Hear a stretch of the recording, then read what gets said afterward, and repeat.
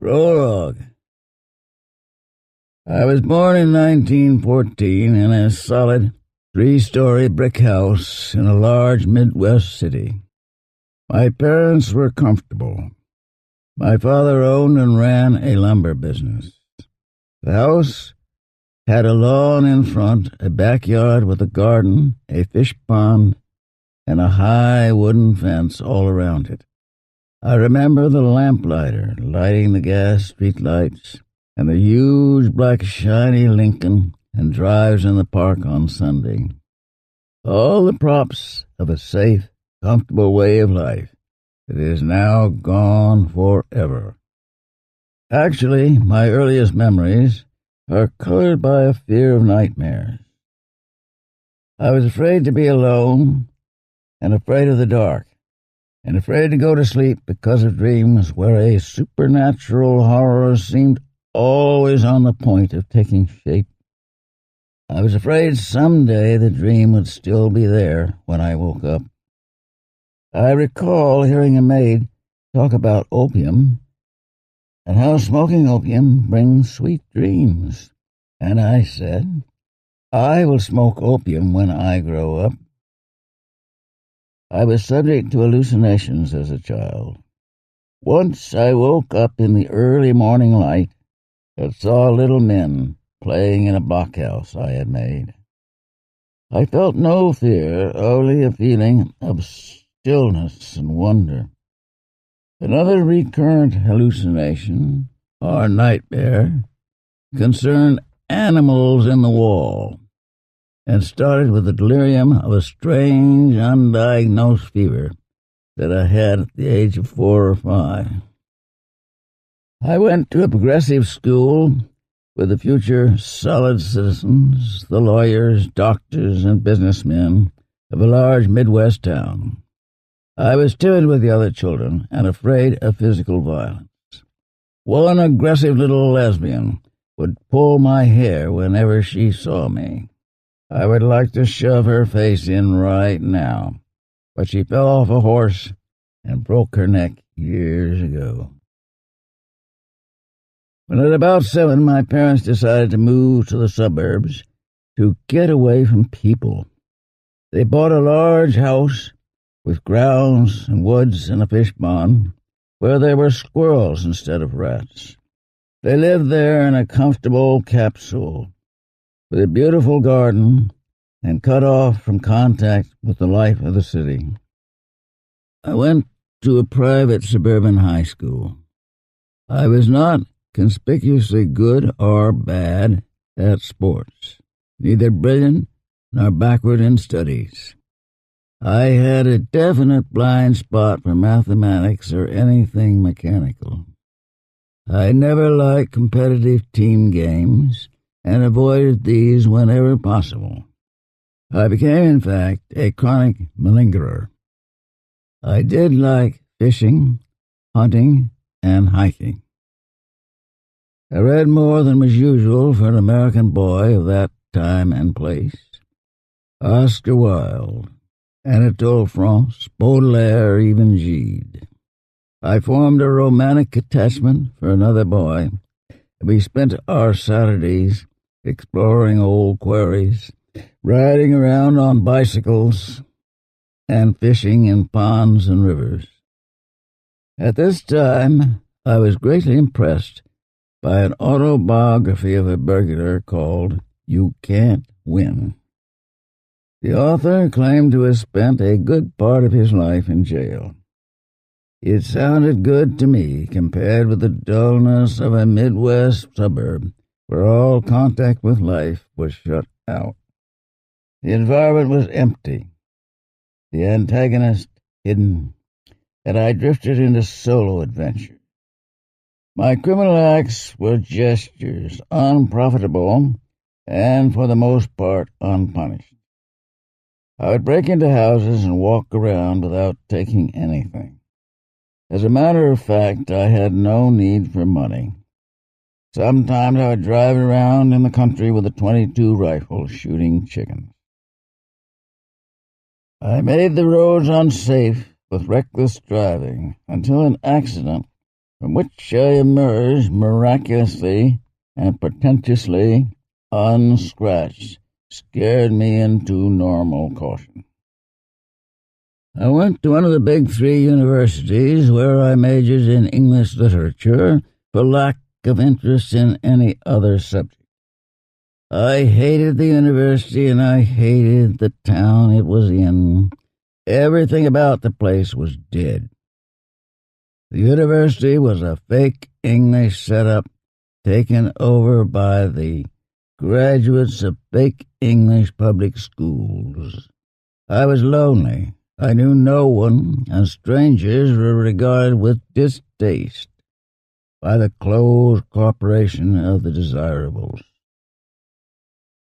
By accident, I met some rich homosexuals of the international queer set who cruise around the world bumping into each other in queer joints from New York to Cairo.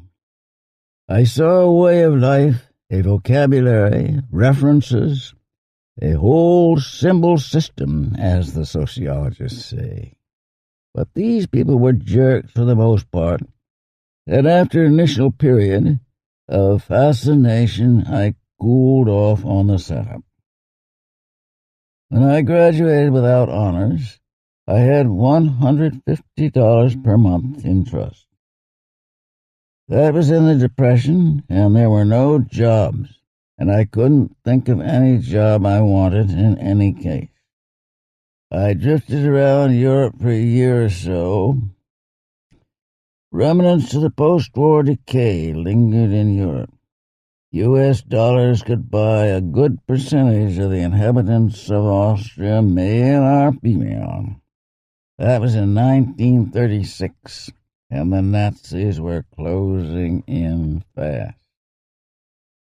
I went back to the States. With my trust fund, I could live without working or hustling. I was still cut off from life as I had been in the Midwest suburb. I fooled around taking graduate courses in psychology and jiu-jitsu lessons. I decided to undergo psychoanalysis and continued with it for 3 years. Analysis removed inhibitions and anxiety so that I could live the way I wanted to live. Much of my progress in analysis was accomplished in spite of my analyst, who did not like my orientation, as he called it. He finally abandoned analytic objectivity and put me down as an out-and-out con. I was more pleased with results than he was. After being rejected on physical grounds from 5 officer training programs, I was drafted into the Army and certified fit for unlimited service. I decided I was not going to like the Army and copped out on my nuthouse record. I once got on a Van Gogh kick and cut off a finger joint to impress someone who interested me at the time. The nuthouse doctors had never heard of Van Gogh. They put me down for schizophrenia, adding paranoid type, to explain the upsetting fact that I knew where I was and who was president of the U.S. When the Army saw that diagnosis, they discharged me with the notation: "This man is never to be recalled or reclassified." After parting company with the Army, I took a variety of jobs. You could have about any job you wanted at that time. I worked as a private detective, an exterminator, a bartender. I worked in factories and offices. I played around the edges of crime. But my $150 per month was always there. I did not have to have money. It seemed a romantic extravagance to jeopardize my freedom by some token act of crime. It was at this time and under these circumstances that I came in contact with junk, became an addict, and thereby gained the motivation, the real need for money I had never had before. The question is frequently asked, why does a man become a drug addict? The answer is that he usually does not intend to become an addict. You don't wake up one morning and decide to be a drug addict. It takes at least 3 months shooting twice a day to get any habit at all. You don't really know what junk sickness is until you have had several habits. It took me almost 6 months to get my first habit, and then the withdrawal symptoms were mild. I think it no exaggeration to say it takes about a year and several hundred injections to make an addict. The questions, of course, could be asked. Why did you ever try narcotics?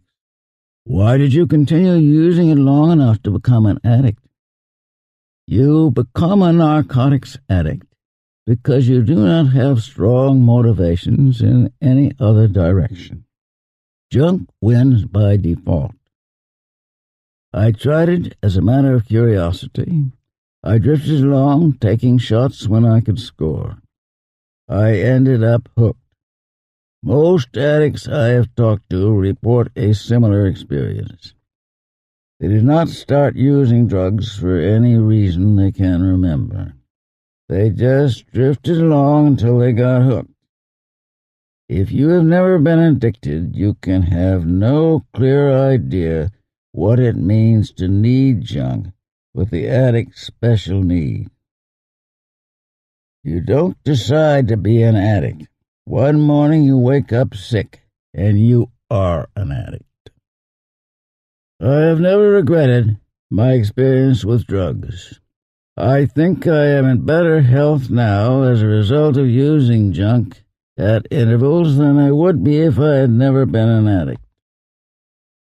Junk is a cellular equation that teaches the user facts of general validity. I've learned a great deal from using junk. I've seen life measured out in eyedroppers of morphine solution. I experienced the agonizing deprivation of junk sickness and the pleasure of relief when junk-thirsty cells drank from the needle. Perhaps all pleasure is relief. I have learned the cellular stoicism that junk teaches the user. I have seen a cell full of sick junkies, silent and immobile in separate misery. They knew the pointlessness of complaining or moving. They knew that basically no one can help anyone else.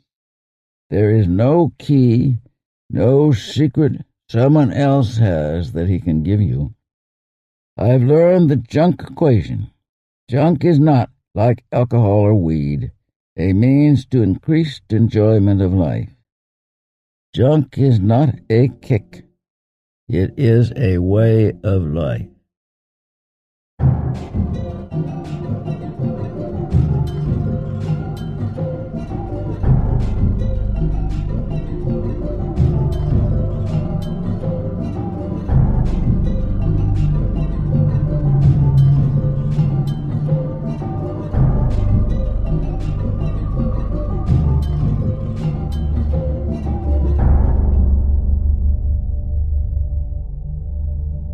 My first experience with junk was during the war, about 1944 or 1945.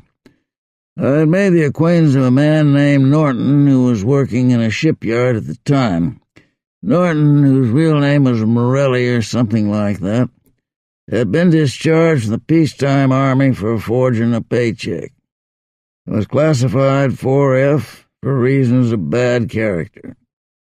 He looked like George Rath, but was taller. Norton was trying to improve his English and achieve a smooth, affable manner. Affability, however, did not come natural to him. In repose, his expression was sullen and mean. You knew he always had that mean look when you turned your back. Norton was a hard-working thief, and he did not feel right unless he stole something every day from the shipyard where he worked. A tool, some canned goods, a pair of overalls, anything at all. One day he called me up and said he had stolen a Tommy gun. Could I find someone to buy it? I said, maybe, bring it over. The housing shortage was getting underway. I paid $15 a week for a dirty apartment that opened onto a companionway and never got any sunlight.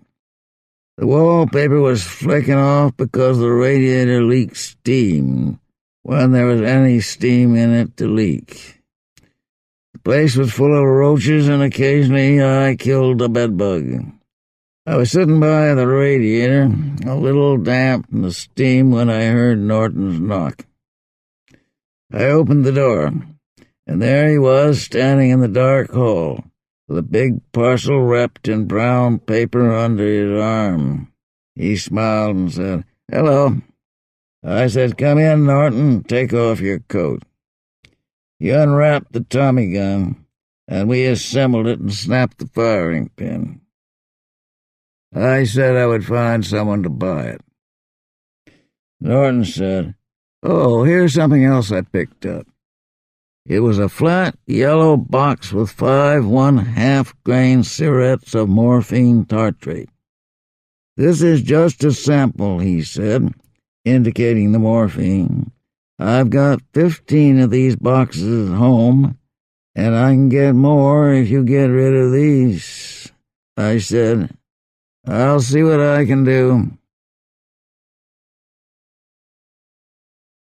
At that time I had never used any junk, and it did not occur to me to try it. I began looking for someone to buy the 2 items, and that is how I ran into Roy and Herman. I knew a young hoodlum from upstate New York who was working as a short-order cook in Rikers. "Cooling off," he explained. I called him and said I had something to get rid of and made an appointment to meet him in the Angle Bar on 8th Avenue near 42nd Street. The bar was a meeting place for 42nd Street hustlers, a peculiar breed of four-flushing would-be criminals. They're always looking for a set-up man, someone to plan jobs and tell them exactly what to do. Since no set-up man would have anything to do with people so obviously inept, unlucky, and unsuccessful, they go on looking, fabricating preposterous lies about their big scores, cooling off as dishwashers, soda jerks, waiters, occasionally rolling a drunk or a timid queer. Always looking for the set-up man with a big job who will say, "I've been watching you. You're the man I need for this setup. Now listen." Jack, through whom I met Roy and Herman, was not one of these lost sheep looking for the shepherd, with a diamond ring and a gun in the shoulder holster, and the hard, confident voice with overtones of connections, fixes, setups that would make a stick-up sound easy and sure of success. Jack was very successful from time to time, and would turn up in new clothes and even new cars. He was also an inveterate liar who seemed to lie more for himself than for any visible audience. He had a clean-cut, healthy country face, but there was something curiously diseased about him. He was subject to sudden fluctuations in weight, like a diabetic or a sufferer from liver trouble. These changes in weight were often accompanied by uncontrollable fits of restlessness, so that he would disappear for some days. He slid into the booth where I was sitting and ordered a shot of whiskey. He tossed it off, put the glass down, and looked at me, with his head tilted a little to one side and back. "What's this guy got?" he said. "A Tommy gun and about 35 grains of morphine. The morphine I can get rid of right away, but the Tommy gun may take a little time." Two detectives walked in and leaned on the bar, talking to the bartender. Jack jerked his head in their direction. "The law. Let's take a walk." I followed him out of the bar. "I'm taking you to someone who will want the morphine," he said. "You want to forget this address." We went down to the bottom level of the independent subway. Jack's voice, talking to his invisible audience, went on and on. No external noise drowned him out. "Give me a 38 every time. Just flick back the hammer and let her go. I'll drop anyone at 500 feet. Don't care what you say. My brother has 230 caliber machine guns stashed in Iowa." We got off the subway and began to walk on snow-covered sidewalks between tenements. This guy owed me for a long time, see. I knew he had it, but he wouldn't pay. So I waited for him when he finished work. I had a roll of nickels. No one can hang anything on you for carrying U.S. currency. Told me he was broke. I cracked his jaw and took my money off him. Two of his friends standing there, but they kept out of it. I'd have switched a blade on them. We were walking up tenement stairs. The stairs were made of worn black metal.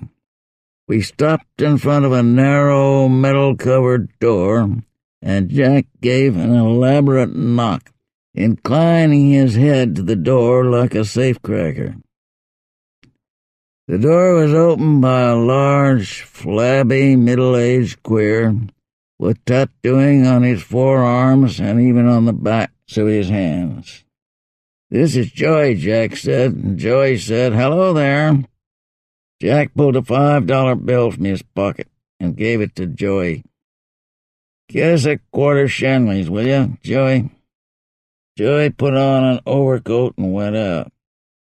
After Joey went out, I noticed another man who was standing there looking at me. Waves of hostility and suspicion flowed out from his large brown eyes like some sort of television broadcast. The effect was almost like a physical impact. The man was small and very thin, his neck loose in the collar of his shirt. His complexion faded from brown to a mottled yellow, and pancake makeup had been heavily applied in an attempt to conceal a skin eruption. His mouth was drawn down at the corners in a grimace of petulant annoyance. "Who is this?" he said. His name, I learned later, was Herman. "Friend of mine, he's got some morphine he wants to get rid of." Herman shrugged and turned out his hands. "I don't think I want to bother, really." "Okay," Jack said, "we'll sell it to someone else. Come on, Bill." We went into the front room. There was a small radio, a china Buddha with a votive candle in front of it, pieces of bric-a-brac. A man was lying on a studio couch. He sat up as we entered the room and said hello and smiled pleasantly, showing discolored, brownish teeth. It was a southern voice with the accent of East Texas. Jack said, "Roy, this is a friend of mine. He has some morphine he wants to sell." The man sat up straighter and swung his legs off the couch. His jaw fell slackly, giving his face a vacant look. The skin of his face was smooth and brown. The cheekbones were high, and he looked oriental. His ears stuck out at right angles from his asymmetrical skull. The light in the room glinted on the points of light in his eyes, like an opal. "How much you have?" he asked me. 75 half-grain cigarettes. "The regular price is $2 a grain," he said. "But cigarettes go for a little less. People want habits.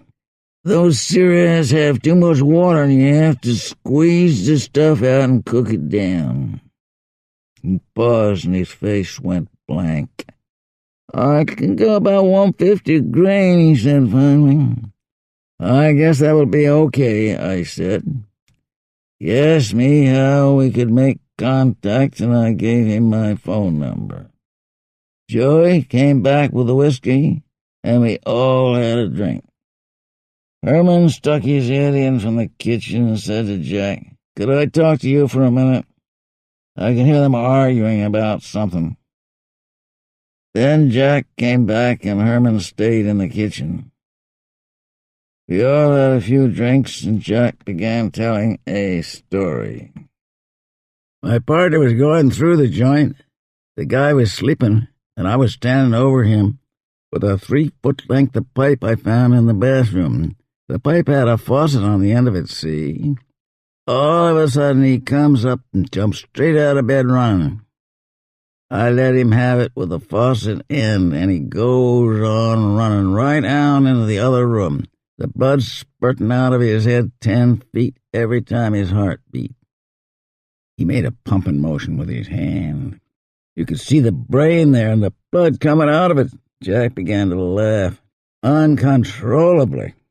My girl was waiting out in the car. She called me a cold-blooded killer.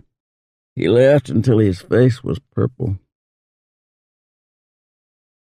2 nights after meeting Roy and Herman, I used one of the cigarettes, which was my first experience with junk. A cigarette is like a toothpaste tube with a needle on the end.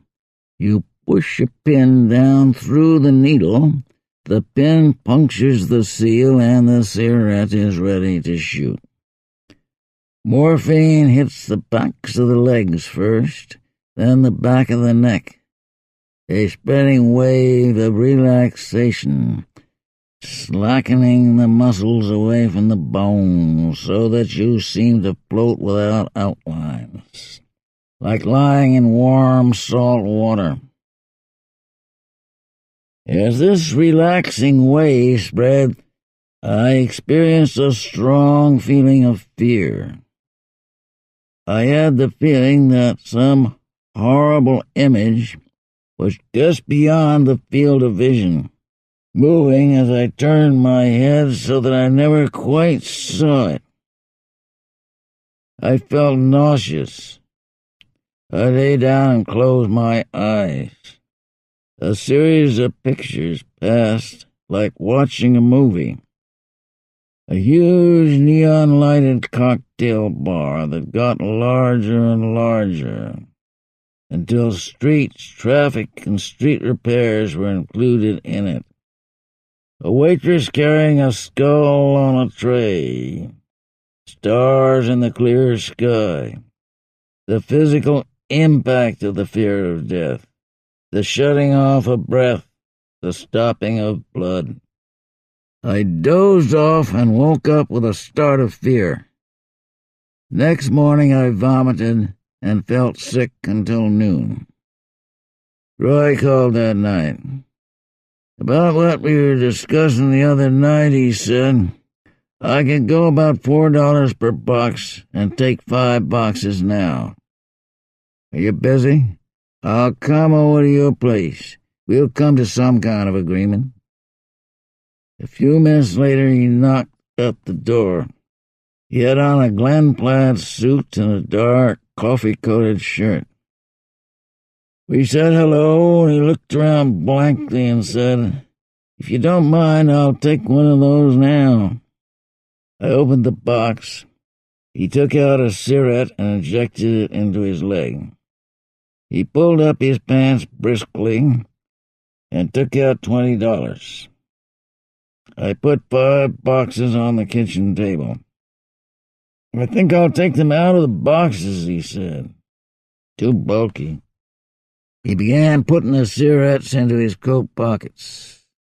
"I don't think they'll perforate this way," he said.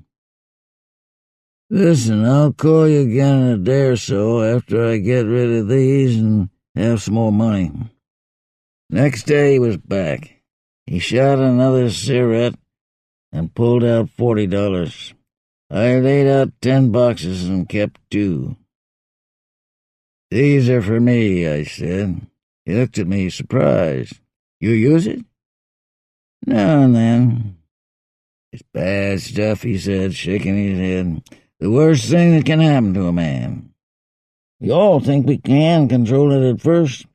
Sometimes we don't want to control it." He laughed. "I'll take all you can get at that price." Next day he was back. He asked if I didn't want to change my mind about selling the 2 boxes. I said no. He bought 2 cigarettes for $1 each, shot them both, and left.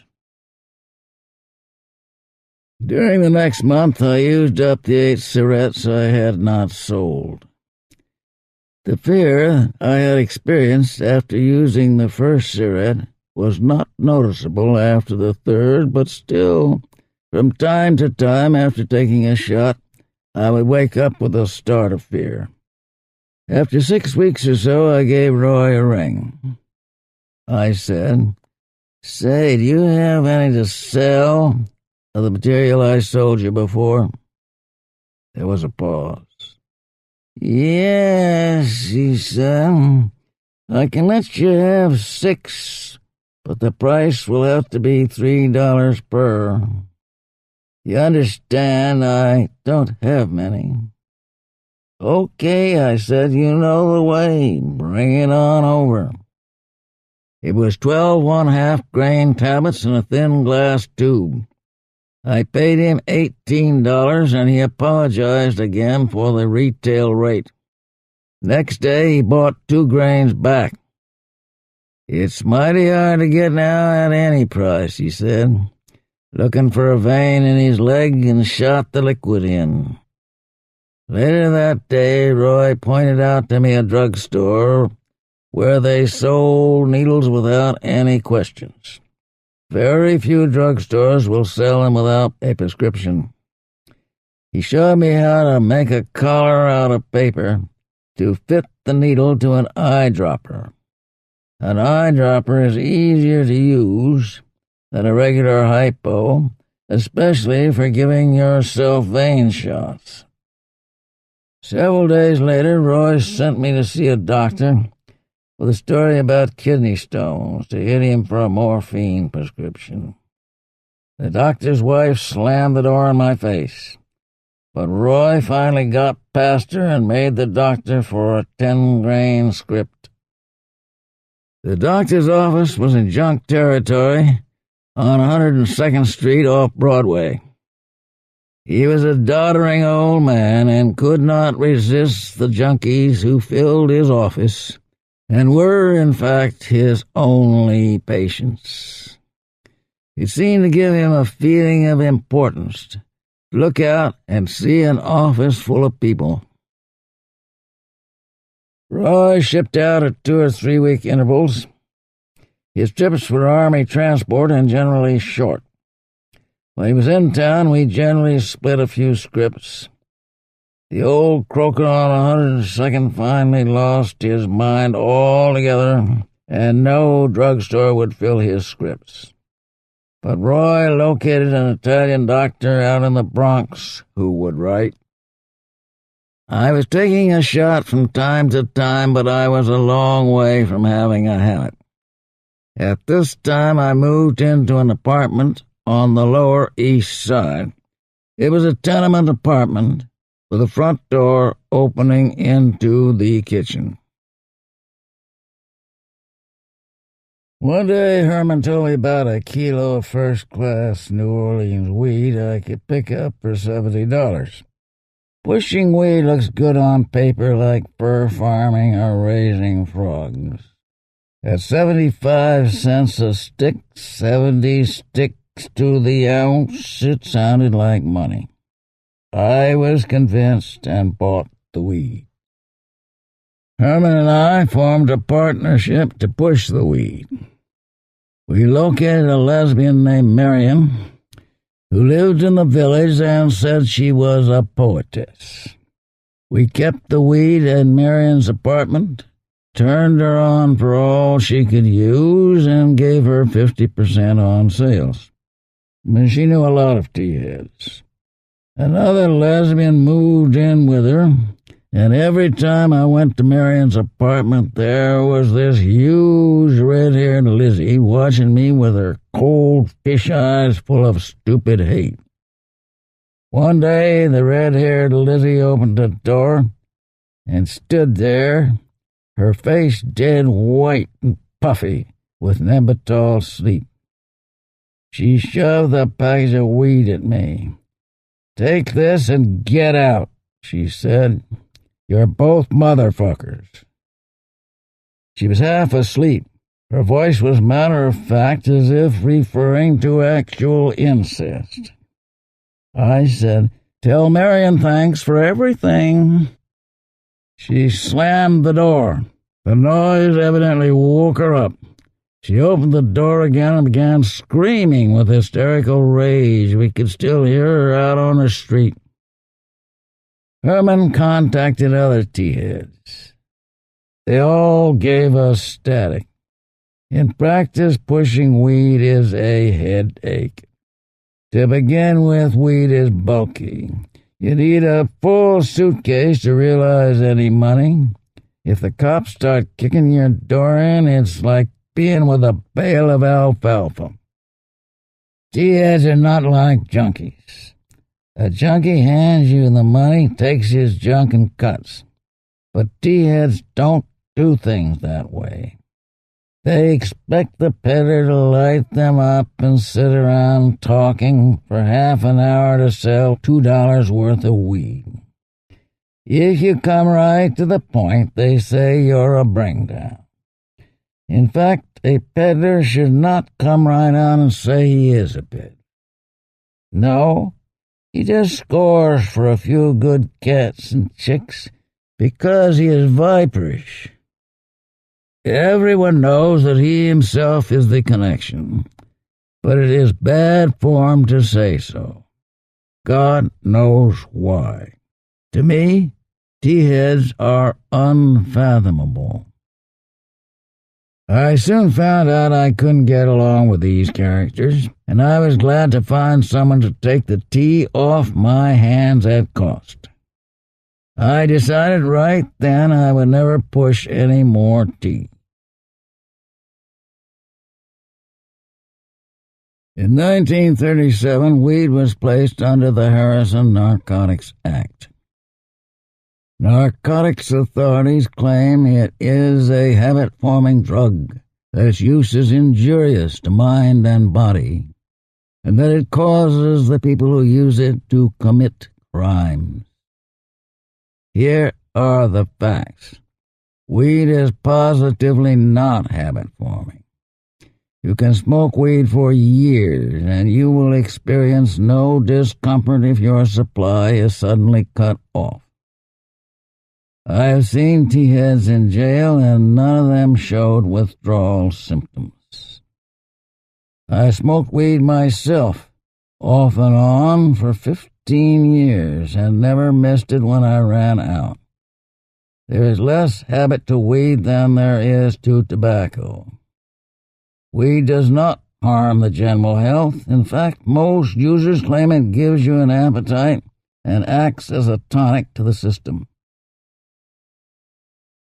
I was shooting every day now. Herman had moved into my apartment on Henry Street. It would not have occurred to Herman to pay rent himself. He had lived in other people's apartments all his life. Roy was giving himself a long shore leave. He located a doctor in Brooklyn who was a right-ding fool. This croaker would go 3 scripts a day for as high as 30 tablets a script. Every now and then he would get dubious on the deal, but the sight of money always straightened him out. There are several varieties of writing croakers. Some will write only if they are convinced you are an addict. Others only if they are convinced you are not. Most addicts put down a story worn smooth by years of use. Some claim gallstones or kidney stones. This is the story most generally used, and a croaker will often get up and open the door as soon as you mention gallstones. I got better results with facial neuralgia once I looked up the symptoms and committed them to memory. Roy had an operation scar on his stomach that he used to support his gallstone routine. There's one old-time doctor who lived in a Victorian brownstone in the West 70s. With him, it was simply necessary to present a gentlemanly front. If you could get into his inner office, you had it made. But he would write only 3 prescriptions. Another doctor was always drunk, and it was a matter of catching him at the right time. Often he wrote the prescription wrong, and you had to take it back for correction. Then, like as not, he would say the prescription was a forgery and tear it up. Till another doctor was senile, and you had to help him write the script. He would forget what he was doing, put down the pen, and go into a long reminiscence about the high class of patients he used to have. Especially he liked to talk about a man named General Gore, who once said to him, "Doctor, I've been to the Mayo Clinic, and you know more medicine than the whole clinic put together." There was no stopping him, and the exasperated addict was forced to listen patiently. Generally speaking, old doctors are more apt to write than the young ones. Refugee doctors were a good field for a while, but the addicts burned them down. Often a doctor will blow his top at the mention of narcotics and threatened to call the law. Roy was such a junk hog that Herman and I had to shoot more than we needed to keep up with him and get our share. I began shooting in the main line to save stuff, and because the immediate kick was better, we were having trouble filling the scripts. Most drugstores will only fill a morphine script once or twice. Many, not at all. There was one drugstore that would fill all our scripts anytime, and we took them all there, though Roy said we ought to spread them out so they would be harder for the inspector to find. It was too much trouble to walk around from drugstore to drugstore, so we usually ended up taking them to the same place. I was learning to hide my stuff carefully, stash it, as they say in the trade, so Roy and Herman couldn't find it and take some. Taking junk hidden by another junkie is known as making him for his stash. It's difficult to guard against this form of theft because junkies know where to look for a stash. Some people carry their junk around with them, but a man who does that is subject to a charge of possession in the event of search by the law. As I began using stuff every day, or often several times a day, I stopped drinking and going out at night. When you use junk, you don't drink. Seemingly, the body that has a quantity of junk in its cells will not absorb alcohol. The liquor stays in the stomach, slowly building up nausea, discomfort, dizziness, and there is no kick. Using junk would be a sure cure for alcoholics. I also stopped bathing. When you use junk, the feel of water on the skin is unpleasant for some reason, and junkies are reluctant to take a bath. A lot of nonsense has been written about the changes people undergo as they get a habit. All of a sudden, the addict looks in the mirror and does not recognize himself. The actual changes are difficult to specify, and they do not show up in the mirror. That is, the addict himself has a special blind spot as far as the progress of his habit is concerned. He generally does not realize that he is getting a habit at all. He says there's no need to get a habit if you're careful and observe a few rules like shooting every other day. Actually, he does not observe these rules, but every extra shot is regarded as exceptional. I have talked to many addicts, and they all say they were surprised when they discovered they actually had the first habit. Many of them attributed their symptoms to some other cause. As the habit takes hold, life telescopes down to junk. One fix and looking forward to the next. Stashes and scripts, spikes and droppers.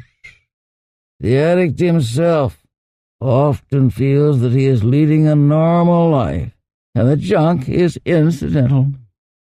He does not realize that he is just going through the motions in his non-junk activities. It is not until his supply is cut off that he realizes what junk means to him. Why do you need narcotics, Mr. Lee? Is a question that stupid psychiatrists ask. The answer is, I need junk to get out of bed in the morning, to shave and eat breakfast. I need it to stay alive. All croakers pack in sooner or later. One day when Roy came for his script, the doctor told him, "Now this is positively the last, and you guys had better keep out of sight. The inspector was around to see me yesterday. He has all the RXs I wrote for you guys. He told me I'll lose my license if I write any more. So I'm going to date this one back. Tell the druggist you were too sick yesterday to cash it. You guys gave some wrong addresses on those scripts, and that's a violation of Public Health Law 334. So don't say I didn't warn you. For God's sakes, cover up for me if they question you. This could mean my whole professional career. You know I've always been right with you boys. I wanted to stop months ago. I just couldn't leave you guys stranded. So give me a break. Here's the script, and don't come back." Our croaker had packed in. We split up to comb the city. We covered Brooklyn, the Bronx, Queens, Jersey City, and Newark. We couldn't even score for Pentapon. It seemed like the doctors were all expecting us, just waiting for us to walk into the office so they could say absolutely no. It was as though every doctor in greater New York had suddenly taken a pledge never to write another narcotic script. We were running out of junk. Patently, we would be immobilized in a matter of hours. Roy decided to throw in the towel and go to Rikers Island for the 30-day cure. This is not a reduction cure. They don't give any junk, not even a sleeping tablet. All they offer the addict is 30 days detention. The place is always full. Herman got picked up in the Bronx while he was looking for a croaker. No definite charge, just two detectives didn't like his looks. When they got him downtown, they found out the narcotics squad had a warrant for him sworn out by the state inspector. The charge was wrong address on a narcotics script. Some wagon-chasing lawyer called me up and asked if I could put up the money to buy Herman a bond. I sent $2 for cigarettes instead. If a man's going to do time, he might as well start doing it. I was all out of junk at this point and had double-boiled my last cottons. Junk is cooked up in a spoon and sucked into the dropper through a little piece of cotton to get it all out of the spoon. Some of the solution stays in the cotton, and addicts save their cottons for emergencies. When I heard one day that Herman had been arrested, I figured I would be next. But I was already sick and did not have the energy to leave town. I was arrested at my apartment by two detectives and a federal agent. The state inspector had sworn out a warrant charging me with a violation of Public Health Law 334 for giving a wrong name on a prescription.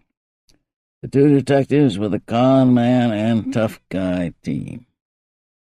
The con man was asking me, "How long you been using junk, Bill? You know you ought to give a right name on those scripts." Then the tough guy would break in. Come on, we're not Boy Scouts." But they were not much interested in the case, and a statement from me was not necessary. I was taken to the tombs, mugged, and fingerprinted. While I was waiting to go before the judge, the con man gave me a cigarette and began telling me what a bad deal junk is. Even if you get by with it 30 years, you're only kidding yourself. Now you take those sex degenerates. His eyes glistened. The doctors say they can't help themselves. The judge set bail at $1,000. I was taken back to the tombs, ordered to take off my clothes and get under the shower. An apathetic guard poked through my clothes. I got dressed again, went up in the elevator, and was assigned to a cell. The last of the codeine was running out. My nose and eyes began to run. Sweat soaked through my clothes.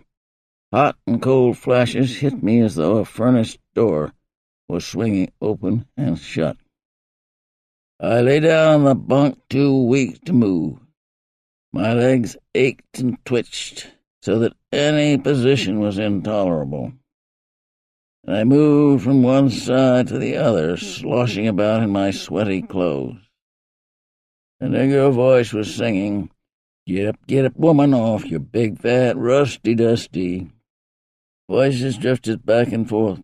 40 years, man, I can't do no 40 years. At 12 that night, my old lady bailed me out and met me at the door with some goofballs. Goofballs help a little.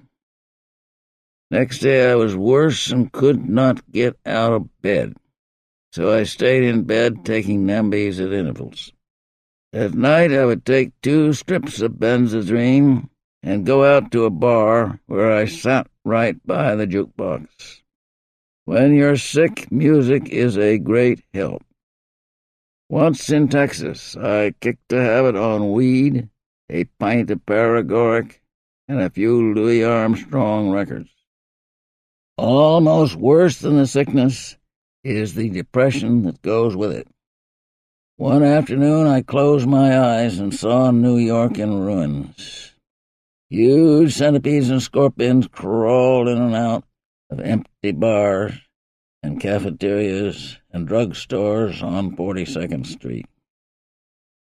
Weeds were going up through cracks and holes in the pavement. There was no one in sight. After 5 days, I began to feel a little better. After 8 days, I got the chucks and developed a tremendous appetite for cream puffs and macaroons. In 10 days, the sickness had gone. My case had been postponed.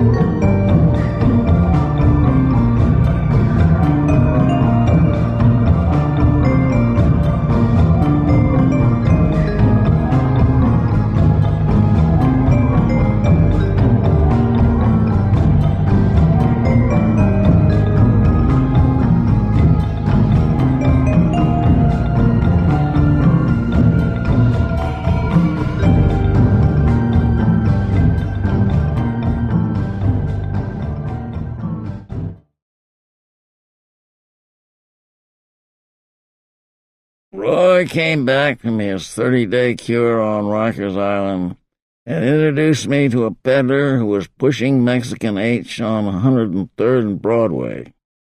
During the early part of the war, imports of H were virtually cut off, and the only junk available was prescription M. However, lines of communication reformed, and heroin began coming in from Mexico, where there were poppy fields tended by Chinese. 103rd is a subway stop, a crowded block. This is junk territory. Junk haunts the cafeteria, roams up and down the block, sometimes half crossing Broadway to rest on one of the island benches. A ghost in daylight on a crowded street. You could always find a few junkies sitting in the cafeteria or standing around outside with coat collars turned up, spitting on the sidewalk and looking up and down the street as they waited for the connection. In summer, they sit on the island benches, huddled like so many vultures in their dark suits. The hipster bebop junkies never showed at 103rd Street. The 103rd Street boys were all old-timers. Thin, sallow faces, bitter, twisted mouths, stiff-fingered, stylized gestures. There is a junk gesture that marks the junkie like the limp wrist marks the fag. The hand swings out from the elbow, stiff-fingered, palm up. They were of various nationalities and physical types, but they all looked alike somehow. They all looked like junk. There was Irish, George the Greek, Pentapon Rose, Louis the Bellhop, Eric the Bag, the Beagle, the Sailor, and Joe the Mex. Several of them are dead now, others are doing time. Joe the Mex had a thin face with a long, sharp, twitchy nose and a down-curving, toothless mouth. Joe's face was lined and ravaged, but not old. Things had happened to his face, but Joe was not touched. His eyes were bright and young. There was a gentleness about him, common to many old-time junkies. You could spot Joe blocks away. In the anonymous city crowd, he stood out sharp and clear, as though you were seeing him through binoculars. He was a liar, and like most liars, he was constantly changing his stories, altering time and personnel from one telling to the next. Louis was a shoplifter who had lost what nerve he ever had. He wore long, shabby black overcoats that gave him the look of a furtive buzzard. Thief and junkie stuck out all over him. Louis had a hard time making it. I heard that at one time he had been a stool pigeon, but at the time I knew him, he was generally considered right. George the Greek did not like Louis and said he was just a bum. Don't ever invite him to your home. He'll take advantage. He'll go on the nod in front of your family. He's got no class to him. George the Greek was the admitted arbiter of this set. He decided who was right and who was wrong. George prided himself on his integrity. I never beat nobody. George was a 3-time loser. The next time meant life as an habitual criminal. His life narrowed down to the necessity of avoiding any serious involvements. No pushing, no stealing. He worked from time to time on the docks. He was hemmed in on every side, and there was no way for him to go but down. When he couldn't get junk, which was about half the time, he drank and took goopballs. The fag was a brilliantly successful lush worker. His scores were fabulous. He was the man who gets to a lush first, never the man who arrives on the scene when the lush is lying there with his pockets turned inside out. A sleeping lush, known as a flop in the trade, attracts a hierarchy of scavengers. First come the top lush workers like the fag, guided by a special radar. They only want cash, good rings, and watches. Then come the punks who will steal anything. They take the hat, shoes, and belt. Finally, brazen, clumsy thieves will try to pull the lush's overcoat or jacket off him. The fag was always first on a good lush. One time he scored for $1,000 at the 103rd Street station. Often his scores ran into the hundreds. If the lush woke up, he would simper and feel the man's thigh, as though his intentions were sexual. From this angle, he got his moniker. He always dressed well, usually in tweed sport coats and gray flannels. A European charm of manner and a slight Scandinavian accent completed his front. No one could have looked less like a lush roller. He always worked alone. The H-caps cost $3 each, and you need at least 3 a day to get by. I was short, so I began working the hole with Roy. We would ride along, each looking out one side of the subway car until one of us spotted a flop, sleeping on a bench. Then we would get off the train. I stood in front of the bench with a newspaper and covered Roy while he went through the lush's pockets. Roy would whisper instructions to me. A little left. Too far. A little back. There. Hold it there. And I would move to keep him covered. Often we were late, and the lush would be lying there with his pockets turned inside out. We also worked on the cars.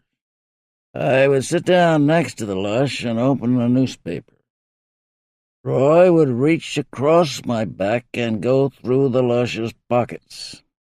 If the lush woke up, he could see that I had both hands on the paper.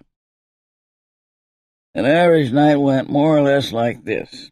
We started work about 11 o'clock, getting on the Uptown IRT at Times Square. At 116th, we spotted one and got off, but the flop got up and walked away before we could get near him. The shabby man with a wide, loose mouth accosted Roy and started talking. He was another lush worker. "The fag scored again," he said. "2 notes and a wristwatch down at 96th Street. Roy muttered something and looked at his paper. The man went on talking in a loud voice. "I had one come up on me. 'What are you doing with your hand in my pocket?' he says. 'For Christ's sake, don't talk like that,' Roy said, and walked away from him. 'Fucking wrong, bastard. There aren't many lush workers around now, only the fag, the beagle, and that tramp. They all envy the fag because he makes good scores. If a sucker comes up on him, he pretends to feel his leg like he was a fag. Those tramps at 103rd Street go around saying, 'Goddamn fag,' because they can't score. He's no more a fag than I am." Roy paused reflectively. "Not as much, in fact." One night we got on the subway at Times Square.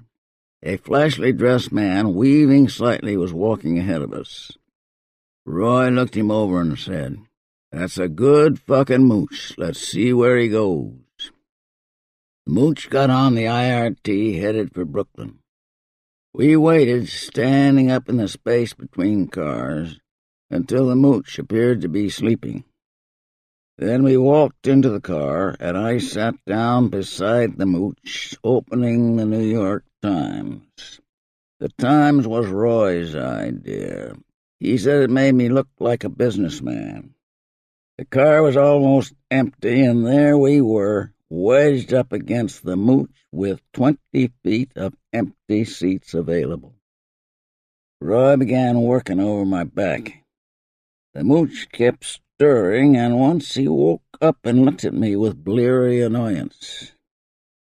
"Let's get off," I said. "No, this is a good mooch. He's sitting on his overcoat, and I can't get into his pocket. When I tell you, fall up against him, and I'll move the coat at the same time." "Now, for Christ's sake, that wasn't near hard enough." "Let's get off," I said. I could feel fear stirring in my stomach. "He's going to wake up." "No, let's go again." "Now, what in hell is wrong with you? Just let yourself flop against him hard." "Roy," I said, "for Christ's sake, let's get off. He's going to wake up." I started to get up, but Roy held me down. Suddenly he gave me a sharp push, and I fell heavily against the mooch. "Got it that time," Roy said. "The poke?" "No, I got the coat out of the way." The mooch was only half asleep. I expected him to jump up and yell at any minute. Finally, I heard Roy say, "I got it." "Let's go, then." "No, what I got is a loose roll. He's got a poke somewhere, and I'm going to find it. He's got to have a poke. I'm getting off." "Oh, wait." I could feel him bumbling across my back so openly that it seemed incredible that the man could go on sleeping. It was the end of the line. Roy stood up. "Cover me," he said. I stood in front of him with the paper, shielding him as much as possible from the other passengers. There were only 3 left, but they were in different ends of the car. Roy went through the man's pockets openly and crudely. "Let's go outside," he said. We went out on the platform. The mooch woke up and put his hand in his pocket. "All right, Jack," he said. "Give me my money." Roy shrugged and turned his hands out, palm up. "What money? What are you talking about?" "You know goddamn well what I'm talking about. You had your hand in my pocket." Roy held his hands out again in a gesture of puzzlement and deprecation. "Oh, what are you talking about? I don't know anything about your money." "I've seen you on this line every night. This is your regular route." He turned and pointed to me. "And there's your partner right there. Now are you going to give me my dough?" "What dough?" "Okay, just stay put. We're taking a ride back to town, and this had better be good." Suddenly the man put both hands in Roy's coat pockets. "You son of a bitch," he yelled. "Give me my dough." Roy hit him in the face and knocked him down. "Why, you," said Roy, dropping abruptly his conciliatory and puzzled manner. "Keep your hands off me." The conductor, seeing a fight in progress, was holding up the train so that no one would fall on the tracks. "Let's cut," I said. We started down the platform. The man got up and ran after us. He threw his arms around Roy, holding on stubbornly. Roy couldn't break loose. He was pretty well winded. "Get this mooch off me!" I hit the man twice in the face. His grip loosened, and he fell to his knees. "Kick his head off," said Roy. I kicked the man in the side and felt a rib snap.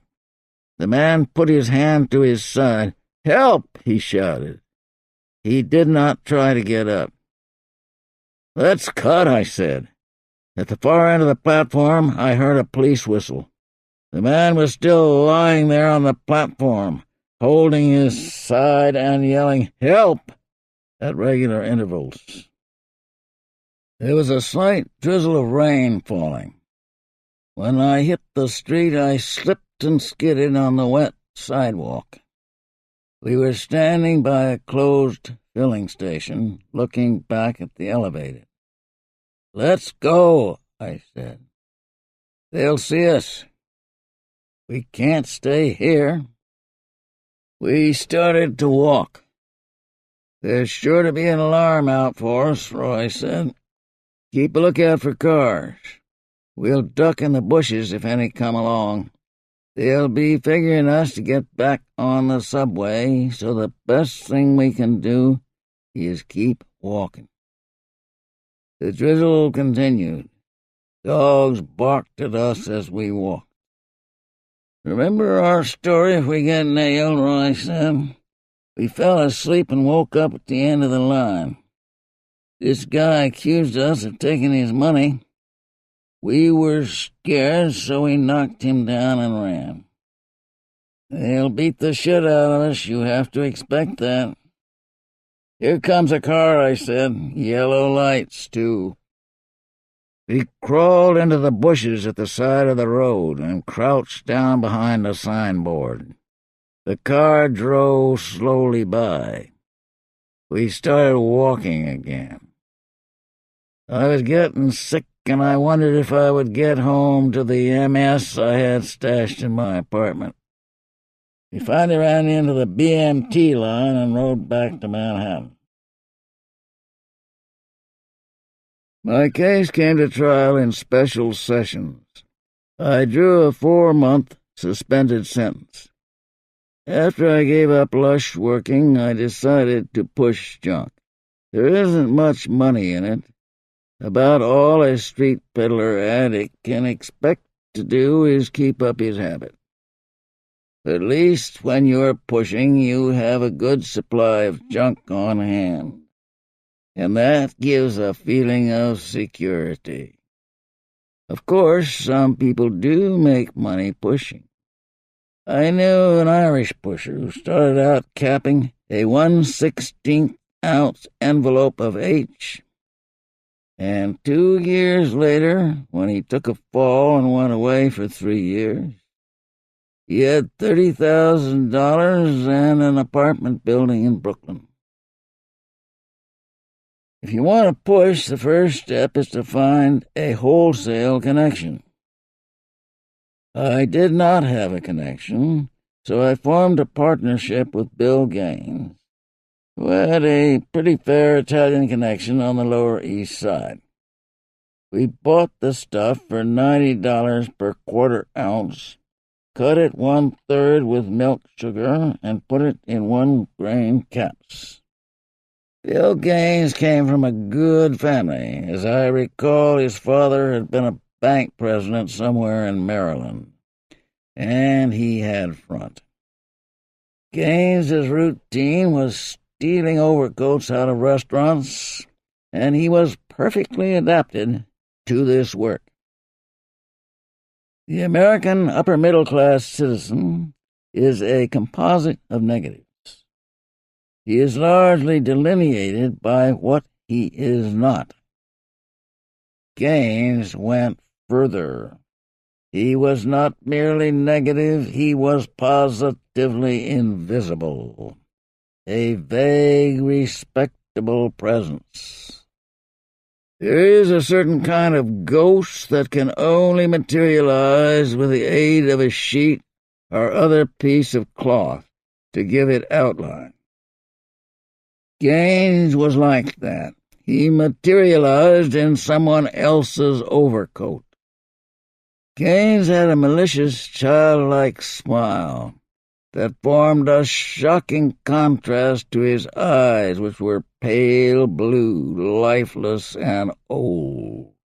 He smiled, listening down into himself, as if attending to something there that pleased him. Sometimes after a shot, he would smile and listen and say slyly, "This stuff is powerful." With the same smile, he would report on the deterioration and misfortunes of others. Herman was a beautiful kid when he first came to New York. The trouble is, he lost his looks. Gaines was one of the few junkies who really took a special pleasure in seeing non-users get a habit. Many junk pushers are glad to see a new addict for economic reasons. If you have a commodity, you naturally want customers, provided they are the right kind. But Gaines liked to invite young kids up to his room and give them a shot, usually compounded of old cottons, and then watch the effects, smiling his little smile. Mostly the kids said it was a good kick, and that was all. Just another kick like Nemmy's or Benny's or Lush or Weed. But a few stayed around to get hooked, and Gaines would look at these converts and smile. A prelate of junk. A little later you would hear him say, "Really, so-and-so must realize that I can't carry him any longer." The pledge was no longer being rushed. It was time for him to pay off, and pay off for the rest of his life, waiting on street corners and in cafeterias for the connection, the mediator between man and junk. Gaines was a mere parish priest in the hierarchy of junk. He would speak of the higher-ups in a voice of sepulchral awe. The connections say. One of my first customers was a village character named Nick. Nick painted when he did anything. His canvases were very small and looked as if they had been concentrated, compressed, misshapen by a tremendous pressure. The product of a depraved mind, a narcotics agent pronounced solemnly after viewing one of Nick's pictures. Nick was always half sick, his large, plaintive brown eyes watering slightly and his thin nose running. He slept on couches in the apartments of friends, existing on the precarious indulgence of neurotic, unstable, stupidly suspicious individuals who would suddenly throw him out without reason or warning. For these people he also scored, hoping that he would receive in return at least the head off a cap to take the edge off his constant junk hunger. Often he got nothing but a casual thanks, the purchaser having convinced himself that Nick had somehow got his on the other end. As a result, Nick began stealing a small amount from each cap, loosening up the junk so that it filled the cap. There was not much left of Nick. His constant, unsatisfied hunger had burned out all other concerns. He talked vaguely about going to Lexington for the cure, or shipping out in the merchant marine, or buying paregoric in Connecticut and tapering off on it. Nick introduced me to Tony, who tended bar in a village bar and restaurant. Tony had been pushing and nearly got nailed when the Federals rushed into his apartment. He barely had time to throw a 1/16-ounce packet of H under the piano. The Federals found nothing but his works, and they let him go. Tony was scared and quit pushing. He was a young Italian who obviously knew his way around. He looked capable of keeping his mouth shut. A good-type customer. I went to Tony's bar every day and ordered a Coca-Cola.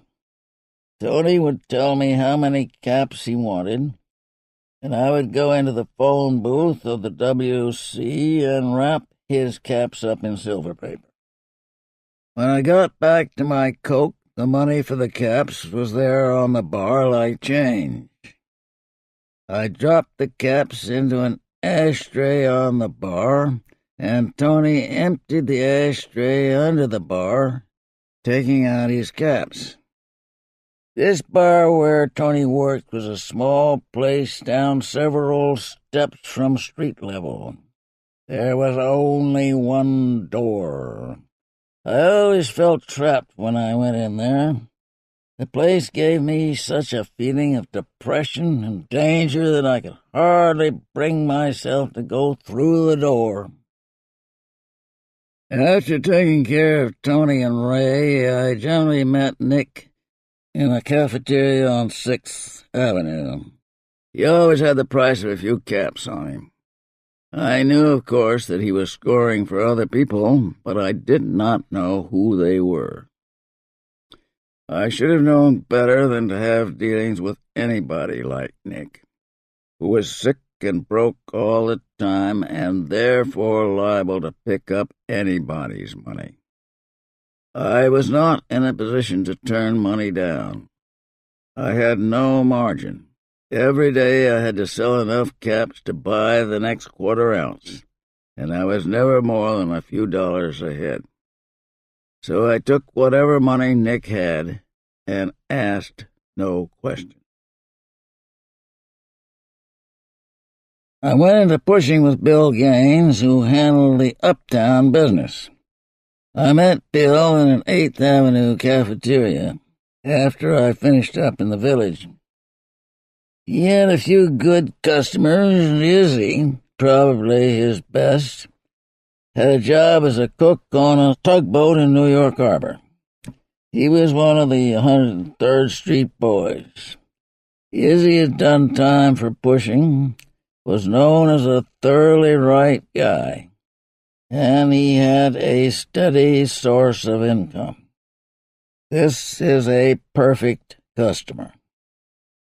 When I arrived at the cafeteria where we had our meet, there was Bill sitting at a table, his skinny frame huddled in someone else's overcoat. After Bill got his shot, a little color crept into his face, and he would become almost coy.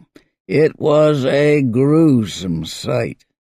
I remember once he told me how he'd been propositioned by a queer who offered him $20. Bill declined, saying, I don't think you would be very well satisfied. Bill twitched his fleshless hips. You should see me in the nude, he said. I'm really cute. One of Bill's most distasteful conversation routines consisted of detailed bulletins on the state of his bowels. Sometimes it gets so I have to reach my fingers in and pull it out. Hard as porcelain, you understand? The pain is terrible.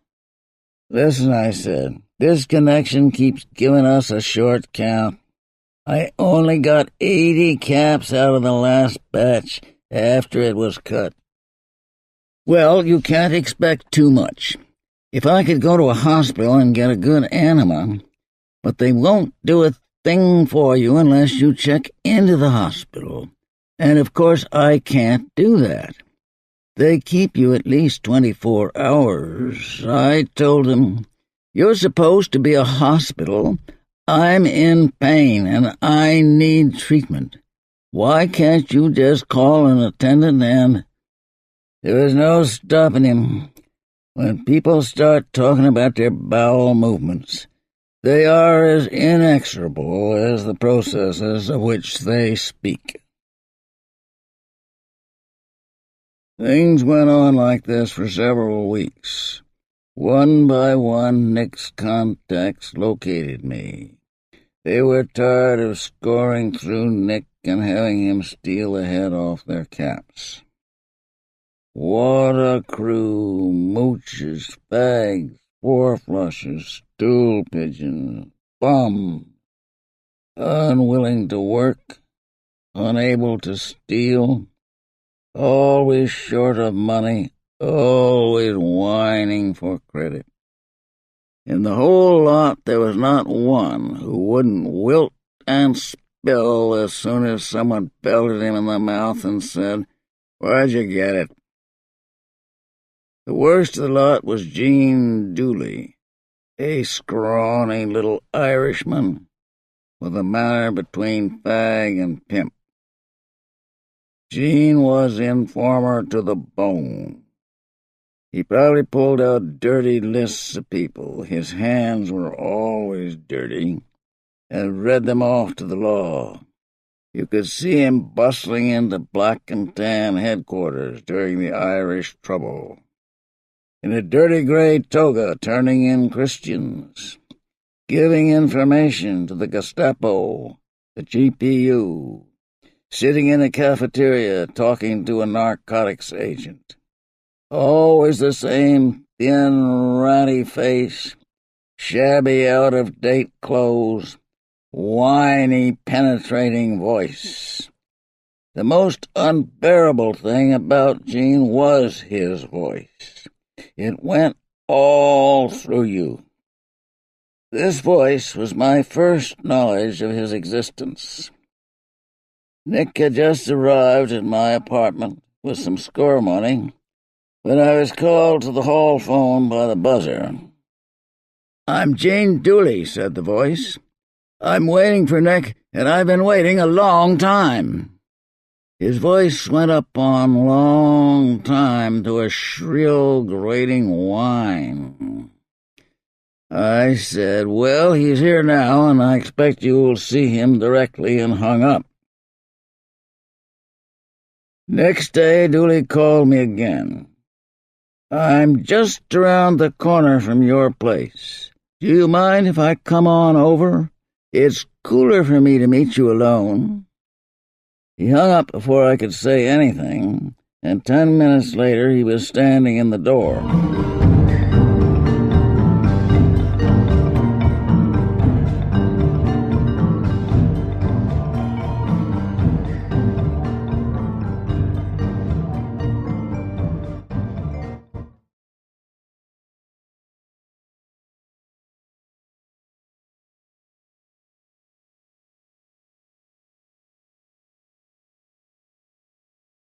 When one personality meets another for the first time, there is a period of mutual examination on the intuitive level of empathy and identification. But it was impossible to relate oneself to Dooley in any way. He was simply the focal point for a hostile, intrusive force. You could feel him walk right into your psyche and look around to see if anything was there he could make use of. I stepped back a little from the door to avoid contact with him. He squeezed himself into the room and immediately sat down on the couch and lit a cigarette. "It's better to meet alone like this." His smile was ambiguously sexual. "Nick is a very uncool guy." He stood up and handed me $4. "Do you mind if I take off here?" he asked, pulling off his coat. I had never heard anyone else use this expression. For an insane moment, I thought he was making advances. He dropped his coat on the couch and rolled up his sleeve. I brought him 2 caps and a glass of water. He had his own works for which I was grateful. "Let me tell you something," he said. "You're making a big mistake to trust Nick. A few nights ago, I was in Thompson's cafeteria, and I ran into Rogers, the agent. He told me, 'I know Nick is scoring for all you goddamn junkies here in the village. You're getting good stuff, too, between 16 and 20%. Well, you can tell Nick this. We can take him any time we want. And when we do catch up to him, he's going to work with us. He opened up for me once. He'll do it again. We're going to find out where this stuff is coming from." Dooley looked at me and sucked on his cigarette. "When they get Nick, they'll get you. You'd better let Nick know that if he talks, you'll have him poured into a barrel of concrete and dumped in the East River. I don't need to tell you any more. You can see what the situation is." He looked at me, trying to gauge the effect of his words. It was impossible to tell just how much of this story I was expected to believe. Perhaps it was just a roundabout way of saying, how will you ever know who fingered you? With Nick such an obvious suspect, if I talked, you could never be sure, could you now? "Could you let me have 1 cap on credit?" he asked. "What I've just told you should be worth something." I gave him a cap, and he pocketed it without comment. He stood up. "Well, I'll be seeing you. I'll call at the same time tomorrow." I put out a grapevine to see what I could find out about Dooley and to check his story. No one knew anything definite about him. Tony, the bartender, said, "Dooley will think if he has to." But he couldn't give me a definite instance. Dooley came around every day, impudent, demanding, insufferable. Usually had some new bulletin on the Nick Rogers situation. He didn't mind letting me know that he was in constant touch with Rogers. On top of this, I was just barely scraping by. The short counts we kept getting from the wholesaler, the constant nibbles of credit, and customers coming up 25, 50, or even $1 short, plus my own habit. Cut profits to bare subsistence. When I complained about the wholesaler, Bill Gaines got snappish and said I ought to cut the stuff more. "You're giving a better cap than anybody in New York City. Nobody sells 16% stuff on the street. If your customers don't like it, they can take their business to Walgreens. Tony's bar still gave me the horrors. One day it was raining very hard, and I was on my way to Tony's about a half-hour late. Ray, the young Italian hipster, stuck his head out of the door of a restaurant and called me over. It was a lunch counter with booths along one wall. We sat down at a booth, and I ordered tea. "There's an agent outside in a white trench coat," Ray told me. "He followed me over here from Tony's, and I'm afraid to go out." I drank my cup of tea, thanked him for the information, and left ahead of him. I had the stuff in a package of cigarettes and was ready to throw it in the water-filled gutter. Sure enough, there was a burly young man in a white trench coat standing in a doorway. When he saw me, he started sauntering up the street ahead of me. Then he turned a corner, waiting for me to walk past so he could fall in behind. I turned and ran back in the opposite direction. When I reached 6th Avenue, he was about 50 feet behind me. I vaulted the subway turnstile and shoved the cigarette package into the space at the side of a gum machine. I ran down one level and got a train up to the square. After that, things got worse and worse. One day, the hotel clerk stopped me in the lobby. "I don't know how to say this," he said, "but there's something wrong about the people who come up to your room. I used to be in illegitimate business myself years ago. I just wanted to warn you to be careful and tell these people to watch what they say." I could feel the pedals moving steadily closer. It was a question of time. I did not trust any of the village customers, and I was convinced that at least one of them was a rank stool pigeon. Dewey was my number one suspect, with Nick running a very close second. Narcotics agents operate largely with the aid of informers. The usual routine is to grab someone with junk on him and let him stew in jail until he is good and sick. Then comes the spiel. "We can get you 5 years for possession. On the other hand, you can walk out of here right now. The decision is up to you. If you work with us, we can give you a good deal. For one thing, you'll have plenty of junk and pocket money. That is, if you deliver. Take a few minutes to think it over." The agent takes out a few caps and puts them on the table. "This is like pouring a glass of ice water in front of a man dying of thirst. Why don't you pick them up? Now you're being sensible. The first man we want to get is... Some of them don't need to be pressured. Junk and pocket money is all they want, and they don't care how they get it. Sooner or later, the peddlers get wise to a pigeon, and the pigeon can't score.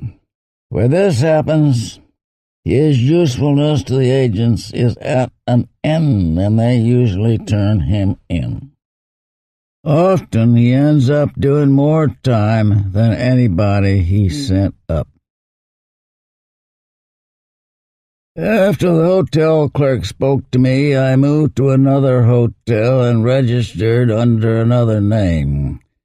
I stopped going to the village and shifted all the village customers to uptown meets.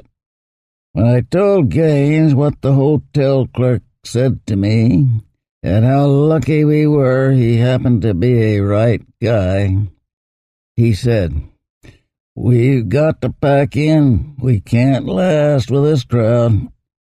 So Bill left for Lexington, and I started for Texas in my car. I had 1/16 ounce of junk with me. I figured this was enough to taper off, and I had a reduction schedule carefully worked out. It was supposed to take 12 days. I had the junk in solution and in another bottle distilled water. Every time I took a dropper of solution out to use it, I put the same amount of distilled water in the junk solution bottle. Eventually, I would be shooting plain water. 4 days later in Cincinnati, I was out of junk and immobilized. I have never known one of these self-administered reduction cures to work. You find reasons to make each shot an exception that calls for a little extra junk. Finally, the junk is all gone and you still have your habit. I left the car in storage and took a train to Lexington. I did not have the papers that are required for admittance, but I was relying on my Army discharge to get me in. When I got to Lexington, I took a taxi out to the hospital, several miles from the town. We reached the gatehouse of the hospital. In the gatehouse was an old Irish guard. He looked at my Army discharge. "Are you addicted to the use of habit-forming drugs?" I said yes. "Well, sit down." He pointed to a bench. "You ever been here before?" he asked. I said no. "Have you got any drugs or needles or droppers on your person?" "You can surrender them here, but if you take them up to the main building, you are liable to prosecution for introducing contraband articles into a government reservation." "I've got nothing." The guard took me to my ward. "If you want to get off drugs," he said, "this is the place to do it." The ward attendant asked me if I really wanted to get off drugs. I said yes. He assigned me to a private room. About 15 minutes later, the attendant called, "Shot line." Everyone in the ward lined up. As our names were called, we put an arm through a window in the door of the ward dispensary, and the attendant gave the shot. Sick as I was, the shot fixed me. Right away, I began to get hungry. There were 3 shots a day, one at 7 a.m. when we got up, one at 1 p.m., and one at 9 p.m. 2 old acquaintances had come in during the afternoon, Matty and Lewis. I ran into Lewis as we were lining up for the evening shot. "Did they get you?" he asked me. "No, just here for the cure. How about you?" "Same with me," he answered. For the evening shot, they gave me some coral hydrate in a glass. 5 new arrivals were brought to the ward during the night. The ward attendant threw up his hands. "I don't know where I'm going to put them. I've got 31 dope fiends in here now." Among the new arrivals was a dignified, white-haired man of 70 named Bob Riordan, an old-time con man, junk pusher, and pickpocket. He looked the way bankers looked around 1910. He had come with 2 friends in a car. On the way to Lexington, they had called the Surgeon General in Washington and asked him to wire ahead to the gate that they were coming and should be let right in. They referred to the Surgeon General as Felix and seemed to know him from way back. Only Riordan got in that night. The other 2 drove to a town near Lexington where they knew a croaker to get fixed before they were immobilized for lack of junk. The cure at Lexington is not designed to keep the addicts comfortable. It starts at 1/4 of a grain of morphine 3 times a day and lasts 8 days. The preparation now used is a synthetic morphine called dolphine. After 8 days, you get a send-off shot and go over in population. There you receive barbiturates for 3 nights, and this is the end of medication. For a man with a heavy habit, this is a very rough schedule. I was lucky in that I came in sick, so the amount given in the cure was sufficient to fix me. The sicker you are, and the longer you have been without junk, the smaller the amount necessary to fix you. When the time came for my send-off shot, I was assigned to Ward B, Skid Row it was called. There was nothing wrong with the accommodations, but the inmates were a sorry-looking lot. In my section, there were a bunch of old bums with the spit running out of their mouths. You're allowed 7 days to rest in population after medication stops. You don't kick your habit in the shooting gallery, an inmate told me. You kick it over here in population. The night medication stopped, I checked out still sick. On a cold, windy afternoon, 5 of us took a cab into Lexington. Eventually, I got to Texas and stayed off junk for about 4 months. Then I went to New Orleans. New Orleans presents a stratified series of ruins. Along Bourbon Street are ruins of the 1920s. Down where the French Quarter blends into Skid Row are ruins of an earlier stratum. Chilly joints, decaying hotels, old-time saloons with mahogany bars, spittoons, and crystal chandeliers. The ruins of 1900. There are people in New Orleans who have never been outside the city limits. The New Orleans accent is exactly similar to the accent of Brooklyn. The French Quarter is always crowded. Tourists, servicemen, merchant seamen, gamblers, perverts, drifters, and lambsters from every state in the Union. People wander around, unrelated, purposeless, most of them looking vaguely sullen and hostile. This is a place where you enjoy yourself. Even the criminals have come here to cool off and relax. But a complex pattern of tensions, like the electrical mazes devised by psychologists to unhinge the nervous systems of white rats and guinea pigs, keeps the unhappy pleasure seekers in a condition of unconsummated alertness. For one thing, New Orleans is inordinately noisy. The drivers orient themselves largely by the use of their horns, like bats. The residents are surly. The transient population is completely miscellaneous and unrelated, so that you never know what sort of behavior to expect from anybody. New Orleans was a strange town to me, and I had no way of making a junk connection. Walking around the city, I spotted several junk neighborhoods. St. Charles and Poydras, the area around and above Lee Circle, Canal and Exchange Place.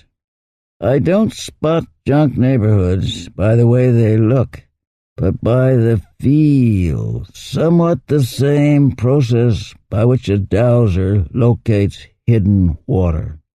I'm walking along, and suddenly the junk in my cells moves and twitches like the dowser's wand. Junk here. I didn't see anybody around, and besides, I wanted to stay off. Or at least I thought I wanted to stay off. So I drifted along, scoring through Pat. I stopped drinking, stopped going out at night, and fell into a routine schedule. A cap of junk 3 times a day, and the time in between to be filled somehow. Mostly I spent my time painting and working around the house. Manual work makes the time pass fast. Pat and I began pushing in a small way, just enough to keep up our habits. We only took care of people Pat knew well and was sure of. About this time, an anti-narcotics drive hit the town. Chief of Police said, "This drive is going to continue as long as there is a single violator left in this city." The state legislators drew up a law making it a crime to be a drug addict. They did not specify where or when or what they meant by drug addict. One day I was broke, and I wrapped up a pistol to take it in town and pawn it. When I got to Pat's room, there were 2 people there. One was Red McKinney, a shriveled-up, crippled junkie. The other was a young merchant seaman named Cole. Cole did not have a habit at this time, and he wanted to connect for some weed. As it happened, I had several ounces of weed in my house. Cole agreed to buy 4 caps in exchange for 2 ounces of weed. We began looking for old Sam above Lee Circle. Old Sam was the man these days. It was after doing 12 years in Angola. He was not in the old frame rooming house where he lived. We drove around slowly. Every now and then Pat would see someone he knew and stop the car. No one had seen old Sam. "Those guys wouldn't tell you nothing," Pat said. "It hurts him to do anybody a favor." We parked the car near old Sam's rooming house, and McKinney walked down to the corner to buy a package of cigarettes. He came back limping fast and got in the car. "The law," he said. "Let's get out of here." We started away from the curb, and a prowl car passed us. I saw the cop at the wheel turn around and do a double take when he saw Pat. "They made us, Pat," I said. "Get going." Pat didn't need to be told. He gunned the car and turned the corner, heading for Carondelet. I turned to Cole, who was in the back seat. "Throw out that weed," I ordered. "Oh, wait a minute," Cole replied. "We may lose him." "Are you crazy?" I said. Pat, McKinney, and I yelled in chorus, "Throw it out!" We were on Carondelet, headed downtown. Cole threw the weed out, and it skidded under a parked car. Pat took the first right turn into a one-way street. The prowl car was coming down the same street from the other end, going the wrong way. An old cop trick. We were boxed in. And I heard Cole yell, "Oh, Lord, I've got another stick on me." The cops jumped up with their hands on their guns, but they did not draw them. They ran up to my car. One of them, the driver who had spotted Pat, had a big smile on his face. "Where'd you get the car, Pat?" he asked. The other cop opened the back door. "Everybody out," he said. McKinney and Cole were in the back seat. They got out, and the cops went through them. Right away, the cop who spotted Pat found the stick of weed in Cole's shirt pocket. "I've got enough here to hold a whole bunch of them," he said. The cop had a smooth red face, and he kept smiling all the time. The wagon arrived, and we all got in. We were taken to the second precinct. The cops looked at my car papers.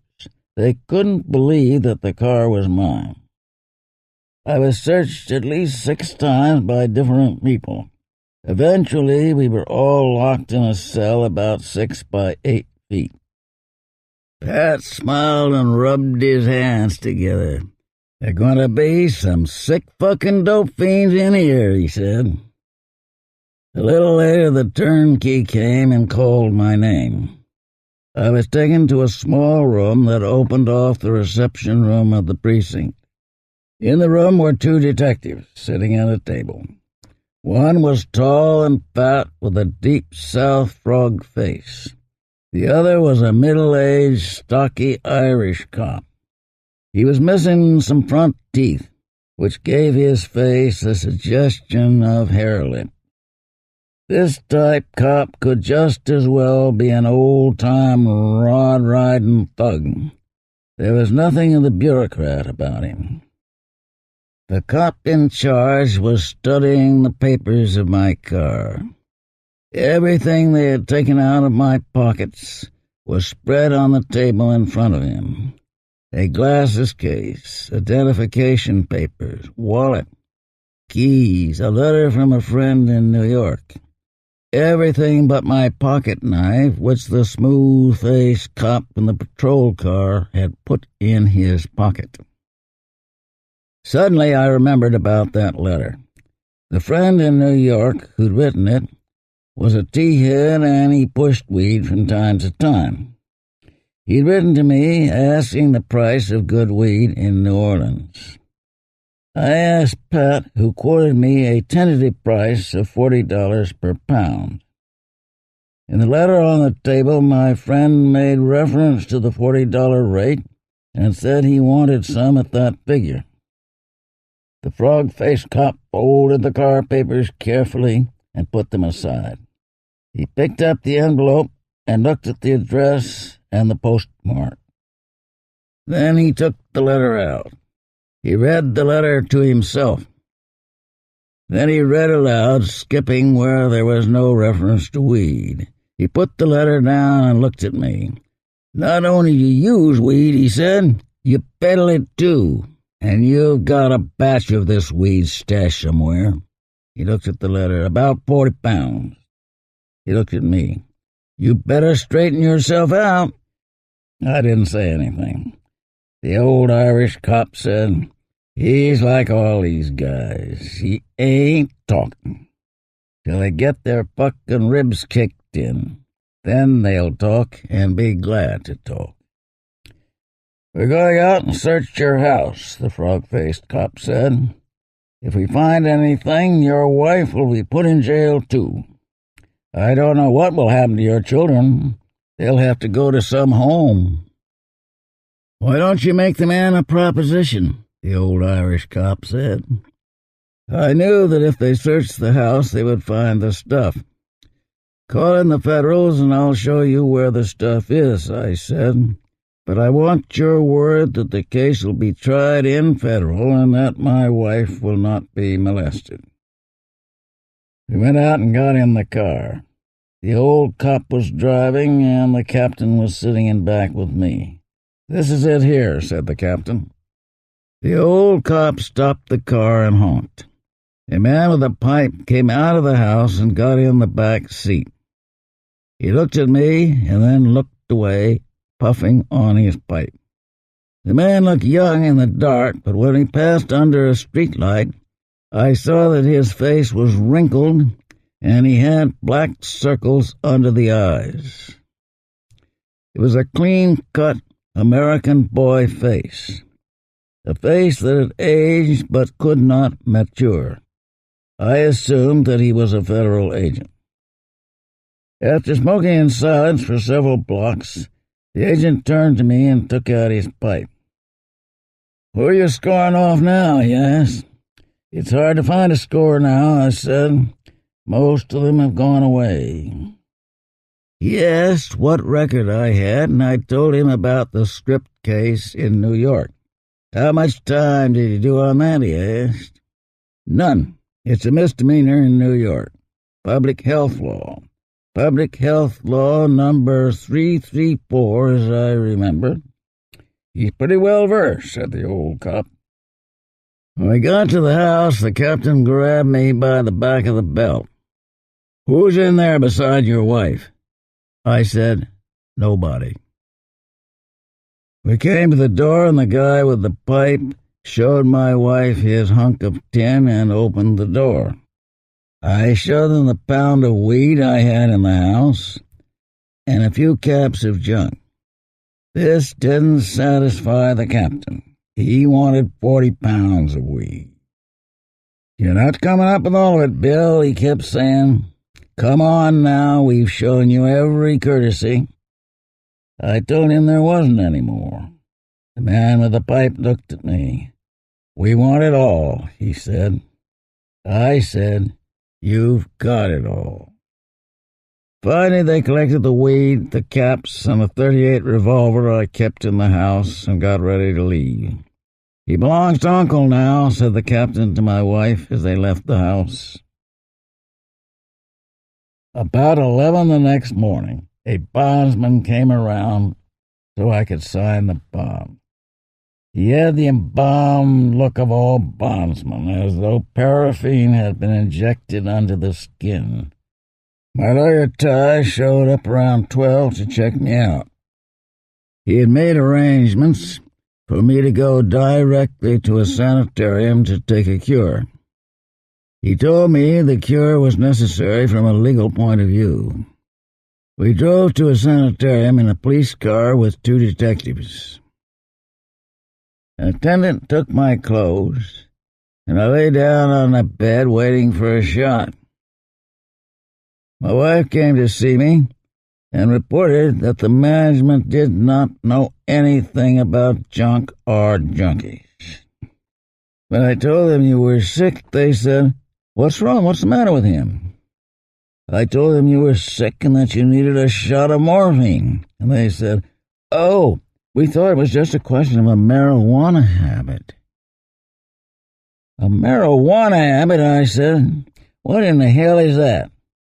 "Find out what they plan to give me," I told her. "I need a reduction cure. If they aren't going to give me one, check me out of here right now." A few minutes later, a nurse came in with a hypo. It was Demerol. Demerol helps some, but it's not nearly as effective as codeine in relieving junk sickness. At 9 p.m., I got another shot of Demerol. This shot had no effect. The third day and night of junk sickness are generally the worst. After the third day, the sickness begins to recede. I felt a cold burn over the whole surface of my body, as though the skin was one solid hive. It seemed like ants were crawling around under the skin. It is possible to detach oneself from most pain. Injury to teeth, eyes, and genitals presents special difficulties, so that the pain is experienced as neutral excitation.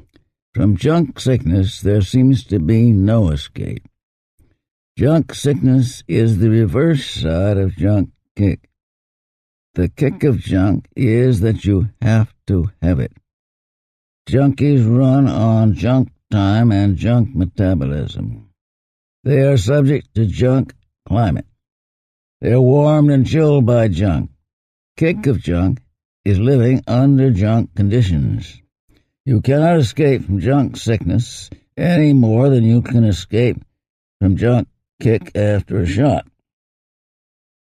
I was too weak to get out of bed. I cannot lie still. In junk sickness, any conceivable line of action or inaction seems intolerable. A man might die simply because he could not stand to stay in his body.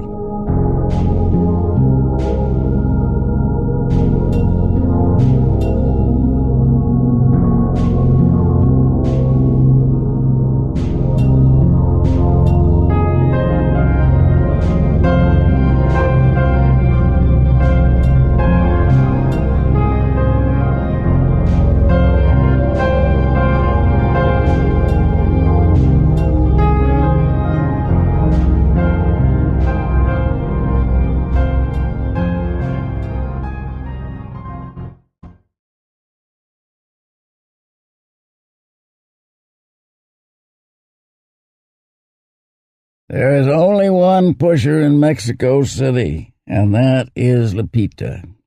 She has been in the business 20 years. Lupita got her start with 1 gram of junk and built up from there to a monopoly of the junk business in Mexico City. She weighed 300 pounds, so she started using junk to reduce. But only her face got thin, and the result is no improvement.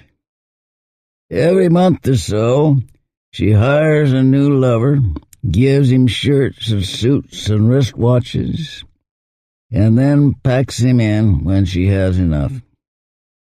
Lupita pays off to operate wide open as if she were running a grocery store. She doesn't have to worry about stool pigeons because every law in the federal district knows that Lupita sells junk. She keeps outfits and glasses of alcohol so the junkies can fix in the joint and walk out clean. Lupita sells her stuff in papers. It is supposed to be heroin. Actually, it is pentapon cut with milk sugar and some other crap that looks like sand and remains undissolved in the spoon after you cook up. I started scoring for Lupita's papers through Ike, the old-time junkie I met in the lawyer's office. I'd been off junk 3 months at this time. It took me just 3 days to get back on. When my wife saw I was getting the habit again, she did something she had never done before. I was cooking up a shot 2 days after I connected with old Ike. My wife grabbed a spoon and threw the junk on the floor. I slapped her twice across the face, and she threw herself on the bed sobbing, then turned around and said to me, "Don't you want to do anything at all? You know how bored you get when you have a habit. It's like all the lights went out." "Oh, well, do what you want. I guess you have some stashed anyway." I did have some stashed. Lupita's papers cost 15 pesos each, about $2. They're half the strength of a $2 stateside cap. Ike told me she has to charge high because she pays off the law. So I asked Ike, "What about scripts?" He told me the Crokers could only prescribe M in solution. The most they were allowed to prescribe in one script was 15 centigrams, or about 2.5 grains. I figured it would work out a lot cheaper than Lupita, so we started hitting the Crokers. We located several who would write the script for 5 pesos, and 5 more would get it filled. Mexican Crokers are not like stateside Crokers. They never pull that professional man act on you. A Croker who will write it all will write without hearing a story. In Mexico City, there are so many doctors that a lot of them have a hard time making it. I know Crokers who would starve to death if they didn't write morphine scripts. They don't have patient 1 unless you call junkies patients. I was keeping up Ike's habit as well as my own, and it ran into money. At first we filled the scripts without too much trouble, but after a few weeks the scripts had piled up in the drugstores that would fill M scripts, and they began packing in. It looked like we would be back with Lupita. One of the script-writing doctors suggested to Ike that he apply for a government permit. Ike explained to me that the Mexican government issued permits to hypes, allowing them a definite quantity of morphine per month at wholesale prices. The doctor would put in an application for Ike for 100 pesos. I said, "Go ahead and apply," and gave him the money. I did not expect the deal to go through, but it did. 10 days later, he had a government permit to buy 15 grams of morphine every month. I remember the first time he filled the permit. A whole box full of cubes of morphine, like a junkie's dream. I had never seen so much morphine before all at once. I put out the money and we split the stuff. 7 grains per month allowed me about 3 grains per day, which was more than I ever had in the States.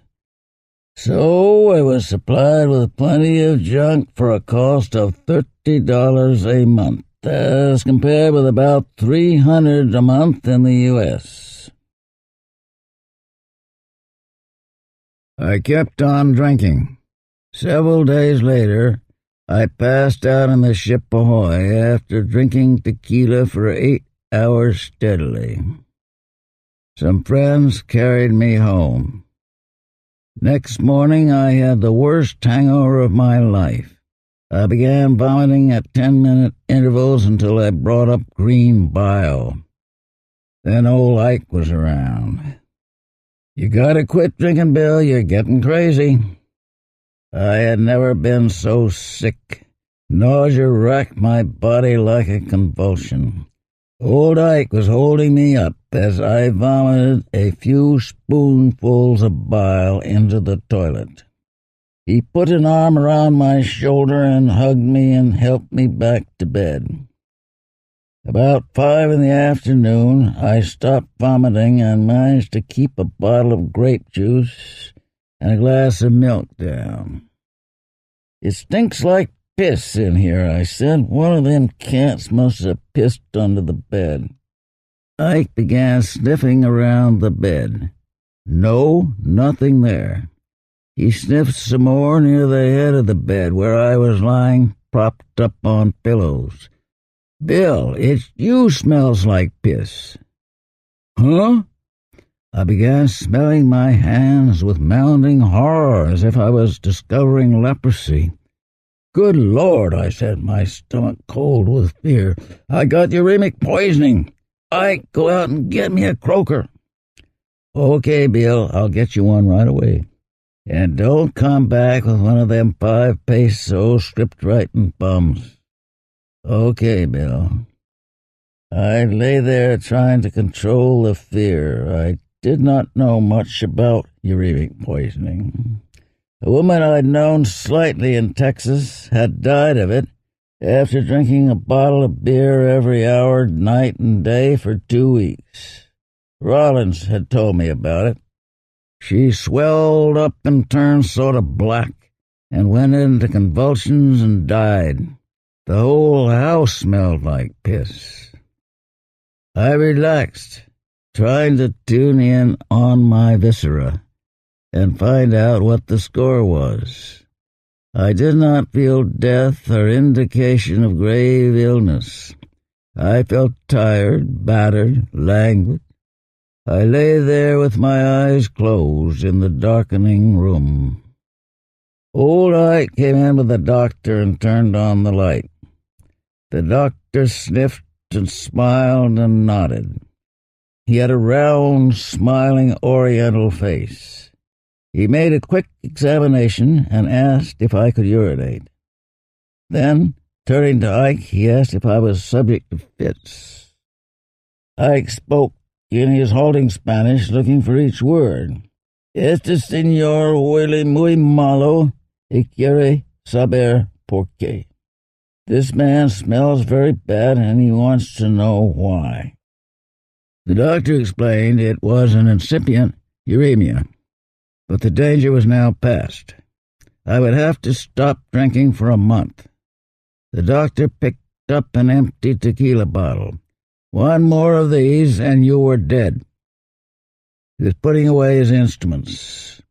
He wrote out a prescription for an anti-acid preparation to take every few hours, shook hands with me and Ike, and left. Next day I had the chucks and ate everything in sight. I stayed in bed 3 days. The metabolic setup of alcoholism had ceased operating. When I started drinking again, I drank normally and never before the late afternoon. I stayed off the junk. Yahweh may be the final fix.